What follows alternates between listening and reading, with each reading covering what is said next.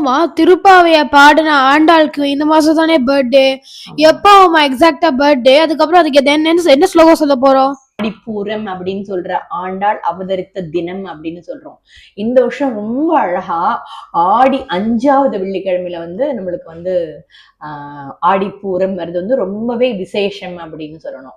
பொதுவா இந்த ஆடிப்பூரம் அப்படின்னு எடுத்துட்டோம்னா என்ன பொறுத்த வரைக்கும் வாடாத பூமாலைய ஸ்ரீரங்கனுக்கு அர்ப்பணிச்சுட்டு அதே மாதிரி வாடாத பாமாலையா தெள்ளு தமிழுக்கு ரொம்ப அழகா திருப்பாவையா கொடுத்து நம்மளுக்கு வந்து ஆண்டாள் வந்து பண்ணியிருக்கிற விஷயம் அப்படிங்கும்போது அந்த தமிழ் திருப்பாவையில இருக்கிற அந்த தமிழ் அப்படிங்கும்போது அத சொல்றச்சையே எப்படியெல்லாம் வந்து மனசை விட்டு வந்து ரங்கனோட ஐக்கியமாயிருக்கா அப்படின்னு.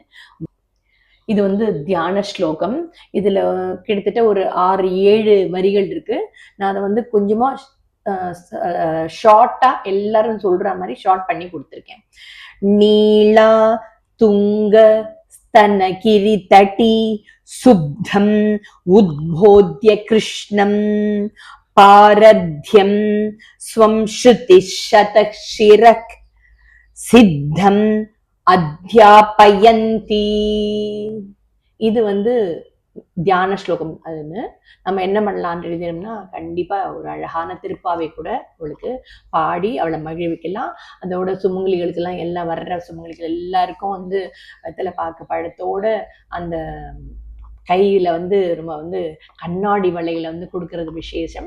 எல்லா கோயிலையும் பார்த்தோம்னா கிட்டத்தட்ட 1,08 வளையல்கள் அப்படின்னு சொல்லி எல்லா இடத்துலயும் எல்லா அம்பாளுக்கும் அப்படியே வளையலால அவ்வளோ அழகா அலங்காரம் பண்ணியிருப்பாங்க. அன்றைய தினம் அப்படியே நம்ம வந்து என்ன பண்ணலாம்னா கோவிலுக்கு போயும் எல்லா இறைவி அப்படின்னு சொல்லப்படுற எல்லாரையும் பார்த்து விதவிதமா நம்ம அலங்காரத்துல வந்து நம்ம அப்படியே ரசிச்சு திளைச்சு என்ன பண்ணலாம்னா இந்த ஆடிப்பூரத்தை கொண்டாடுவோம். ஆடிப்பூரத்துக்கு நம்ம இப்போ ஸ்லோகம் அதை பத்திலாம் சொல்லியிருக்கோம்.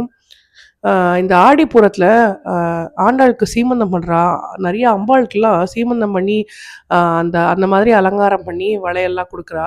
ஸோ அது இந்த ப்ரெக்னெண்டா இருக்கிறவா ஏதாவது இந்த மாதிரி நேரத்துல பண்ணும் போது அவளுக்கு ஏதாவது நல்லது நடக்கும், அந்த மாதிரி ஏதாவது வழக்கம் இருக்கா? கண்டிப்பா. அதாவது ஆண்டாளுக்கு வந்து நம்ம பூர நட்சத்திரம் ஆண்டாள் அவதரித்த தினம் சொல்றோம் இல்லையா? பொதுவா அந்த தினத்துல பண்ற பூஜைகள் எல்லாமே வந்து கல்யாணம் ஆகணும். அதாவது ஆண்டாளை வச்சு பூஜை பண்ணும்போது உடனே இம்மீடியட்டா கல்யாணம் ஆகும் அப்படிங்கிறது தான் வந்து சாஸ்திரப்படியே இருக்கு. எங்களுக்கெல்லாம் தெரிஞ்சது அதுதான். ஆனா இந்த வளையல்ல வச்சு சீமந்தம் பண்றது அப்படிங்கிறதுலாம் எங்க காலத்துல எல்லாம் இந்த மாதிரி வழக்கம்லாம் இல்லை.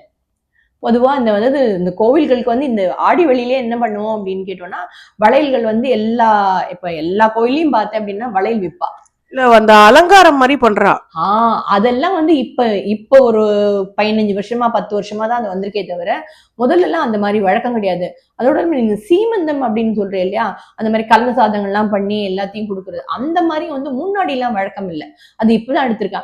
என்னை பொறுத்த வரைக்கும் என்ன அப்படின்னு கேட்டோம்னா இது ஒரு நல்ல ஒரு எல்லாரும் விரும்பி ஒரு விஷயத்த செய்யறா. இப்ப வந்து வரலட்சுமி நோம்பு அப்படின்னு பார்த்தோம்னு வச்சுக்கோங்க, யார் வந்து அந்த நோம்பு எடுத்து முறைப்படி செஞ்சவாதான் பண்ணியிருந்தாங்க. ஆனா நம்ம கர்நாடகால எடுத்துனேன்னா எல்லார் வீட்லயும் வரலட்சுமி நோம்பு பண்ணுவா. அதே மாதிரி அந்த பழக்கம் வந்து அந்த மாநிலத்துல நிறைய இருக்கு. இங்க வந்து எப்படின்னா என்ன நம்ம ஒண்ணு எடுத்துட்டோம்னா அதை வந்து என்ன பண்ணணும்னா ரொம்ப அழகா அதை பிராச்சீனமா எடுத்துட்டு அடுத்த ஜெனரேஷனுக்கு கொண்டு போய் சேர்க்கணும். அதே மாதிரிதான் இந்த விஷயத்துல பார்த்தேன்னா இந்த நீ சொல்ற மாதிரி இந்த சீமந்தம் வளையல் காப்பெல்லாம் பண்ணி அந்த மாதிரி வழக்கங்கள் இல்லை. ஆனா வந்து இது எல்லாமே யாருக்கு போய் சேர்றது? அப்படியே எல்லாமே வந்து இறைவனுக்கும் இறைவிக்கு தானே போய் சேர்றது இல்லையா நம்மளோட இதுக்குன்னு. நல்லது நடக்கும் போது நாம வந்து அதோட ஊரோட சேர்ந்து நம்ம என்ன பண்ணணும், கண்டிப்பா போயிடணும். தாராளமா வந்து அந்த நாள்ல வந்து என்ன சொல்றோமே, சூடி கொடுத்த சுடர்கொடி அப்படின்னு சொல்லிட்டோம்.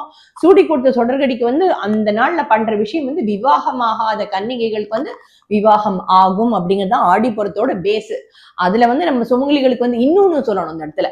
இப்ப இந்த வளையல் அப்படின்னு சொன்னோம் சீமந்தம் பண்றா அப்படின்னு, பொதுவா இந்த கண்ணாடி வளைகள் யாருக்கு அப்படின்னு கேட்டோம்னா சுமங்கலிகளுக்கு தான். புரியுதா? நம்ம வழக்கத்திலேயே பார்த்தோம்னா எல்லார் கையிலயும் என்ன இருக்கும்னா கண்ணாடி வளையல் தான் இருக்கும் விதவிதமா. இந்த பவுன்ல வந்து வளையல் போட்டுண்டு அப்படிங்கிற விஷயமே கிடையாது. எல்லார் கையிலயும் பவுன் வல்ல வளையல இருந்தா கூட இந்த இடத்துல இருந்து இந்த அடி இருக்கு பார்த்தா ஒரு அந்த கண்ணாடி வளைய அடிக்கின்னுப்பா. இந்த கண்ணாடி வளையல் எதுக்கு போட்டுப்பா அப்படின்னு கேட்டோம்னா, இந்த சப்தம் கேட்கும்போது அது வந்து கருப்பையில இருக்கிற அந்த அந்த அந்த கருப்பை வரைக்கும் அந்த சப்தம் போகும். அப்போ கருப்பையில இருக்கிற அந்த குழந்தைக்கு வந்து இந்த கண்ணாடி வளையலோட சப்தம் வந்து ரொம்ப இனிமையா இருக்குமா. புரியுதா? அதனால என்ன பண்ணுவாங்க அப்படின்னு கேட்டோம்னா, இந்த கண்ணாடி வளையல் இப்ப நம்ம வந்து வளையல் காப்பு பண்றோம்ல, எதுக்காக வளையல் காப்பு போடுறா? இந்த சப்தம் வந்து இப்படி இந்த கேட்கும்ல சப்தம், அது வந்து அந்த குழந்தைக்கு வந்து இனிமையான சப்தத்தை கொடுக்கும், மங்களகரமான விஷயம், அதெல்லாம் அந்த குழந்தை கேட்கணும் அப்படின்றதுக்கு தான் நம்ம வந்து வளையல் காப்பே பண்றோம் இல்லையா? அதனால சீமந்தமும் பண்ணி குழந்தை பார்க்கணுங்கிற ஆசைப்படுறதுல ஒண்ணுமே தப்பு கிடையாது.